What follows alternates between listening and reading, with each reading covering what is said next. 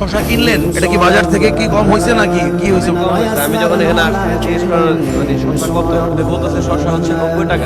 আমি তো প্রথমে ধরতে অবাক, শশা দেখতে জানি আমি মানে সমস্যা কি এটা শশা 90 টাকা কেন? পরে জিজ্ঞেস করলাম, ওরা বলতেছে না এটা ন্যায্য মূল্যে, রমজান হিসাবে ন্যায্য মূল্যের জন্য 90 টাকা। বাজারে এখন আজকে 150 টাকা, 150 টাকা কেজি শশা। 150 টাকা কেজি। ইয়েস, 1 টাকা 2 টাকা লাভেই চলতেছে দোকানটা। হ্যাঁ, ব্যবসায়ী ভাইরা খেপেন না আমাদের উপরে। রমজান মাস উপলক্ষে আমাদের একটা ন্যায্য মূল্যের দোকান, মানুষের যেন একটু স্বস্তির ফিরে আসে সেই লক্ষ্যে হচ্ছে আমাদের কাজ করা। এখানে কারোর বেতন নাই, এরা স্বেচ্ছায় কাজ করতেছে, বুঝছেন? এই জায়গার কোনো ভাড়া নাই, কোনো পুলিশ আসে নাই, কোনো লোক আসে নাই চান্দা নেওয়ার জন্য আমাদের কাছ থেকে। এটা ন্যায্য মূল্যের দোকান ভাই। 40 টাকা হালি লেবু আর শসা হচ্ছে 90 টাকা, নাকি 90 টাকা করে বিক্রি করতেছেন। আর এটা কত করে বিক্রি করতেছেন?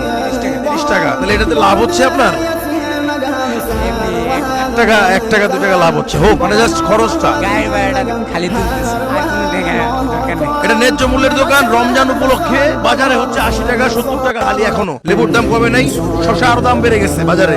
এটা 90 টাকা, এটা হচ্ছে বাজার 150 টাকা কেজি। এই শেষটা দাম কি কম না বেশি? আর কম, অনেক কম।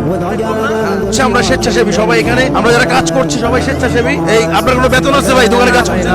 এই আপনার কোনো বেতন আছে এই দোকানে? ভাই আমাদের বেতন নাই ভাই। রমজান মাসে যেন মানুষ একটু সস্তা নিতে পারে সেই লক্ষ্যে হচ্ছে এই দোকানটা বসাইছি। এক একজনের সবার যা আলাদা আলাদা ব্যবসা আছে। রমজান মাসের উপলক্ষে এরা ফ্রি সার্ভিস করছে। ভাই নেন ভিডিওটা শেয়ার করে দিয়েন দর্শক, আমরা যাতে এই ধরনের ভিডিও বেশি বেশি করতে পারি, এই ধরনের কাজগুলো